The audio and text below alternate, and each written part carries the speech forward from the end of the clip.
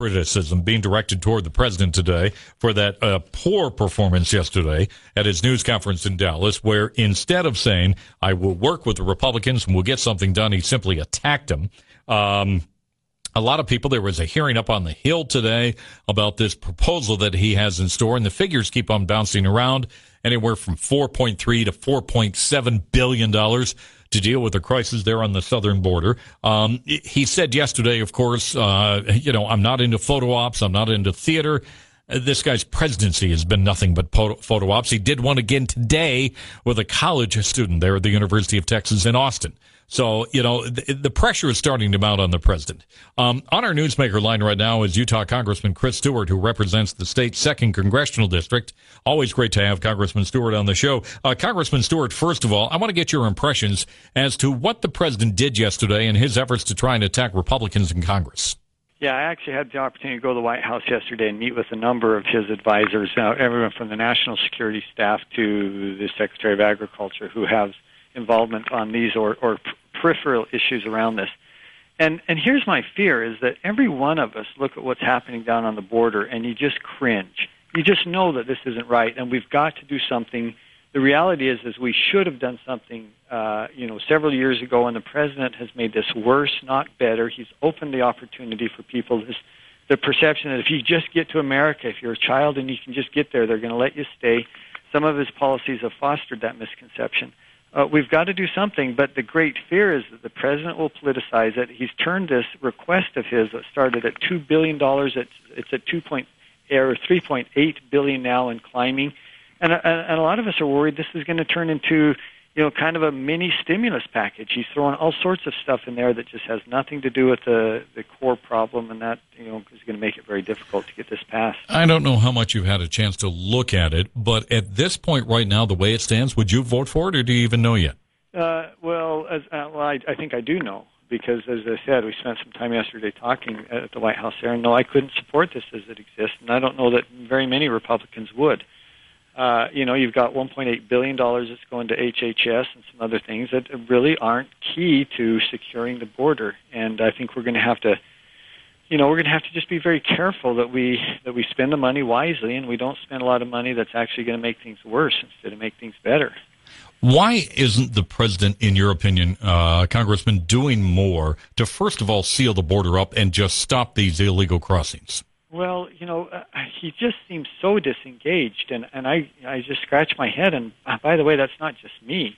You've got Democratic representatives and other Democratic leaders who are just going, he seems so aloof to this problem. I mean, he's in Texas yesterday or this week, and he doesn't take the time to come down and look at the problem.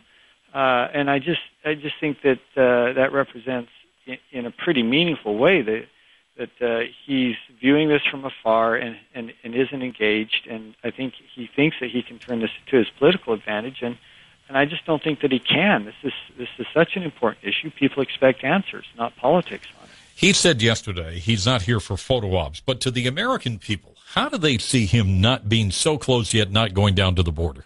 Well, I mean, what's wrong with a photo op if it's a photo op of you trying to fix the problem? And that's the key. That's how I would answer that. Go down there and observe the issue there and come up with some ideas to actually fix the problem and take a photo op of that, and everyone's happy about that. That's not playing politics with it. But I tell you what is playing politics, and that is, well, we're going to request $2 billion to actually help things on the border, and then it's $3.8 billion with a lot of money for other things, including, by the way, an additional $600 million for such things as fire suppression, things that have nothing at all to do with the border.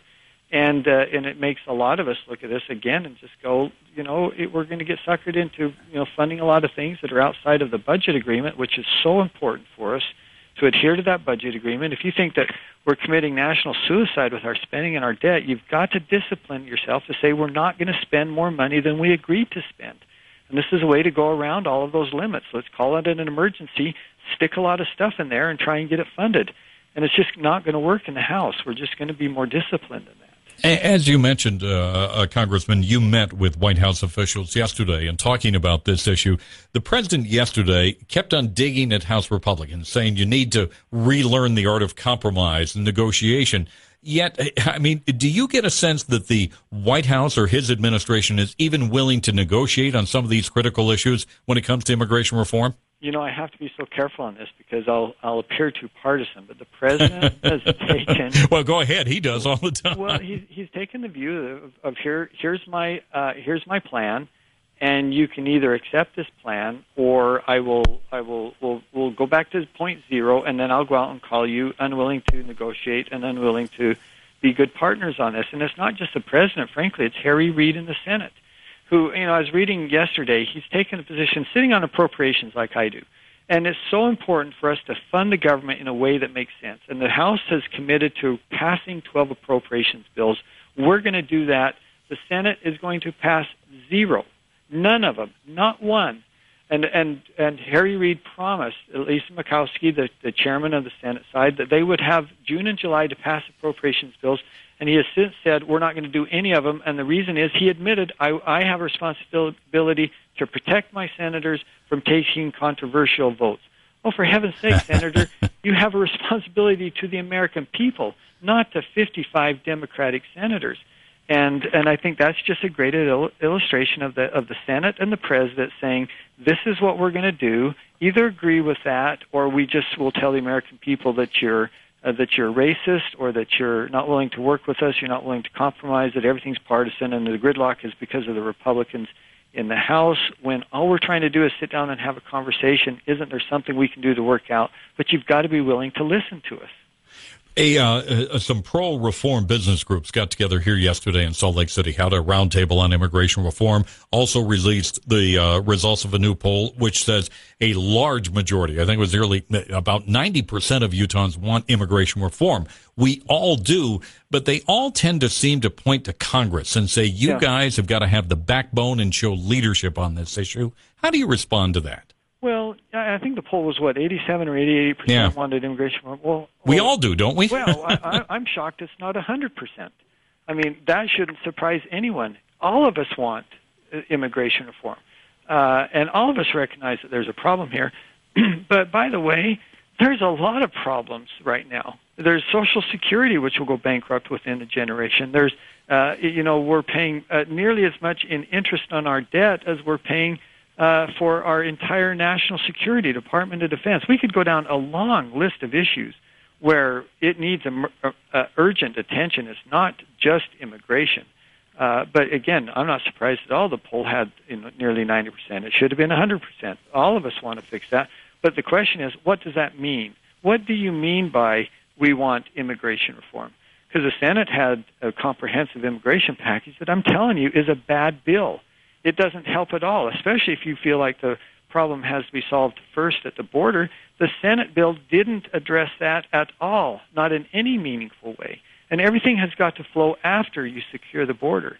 So devil's in the details. We can all agree, we want to fix this. Now the question is, how is the best way to do that? On our Newsmaker line, Utah's 2nd Congressional District Congressman Chris Stewart talking about immigration reform. Coming up next, we'll continue.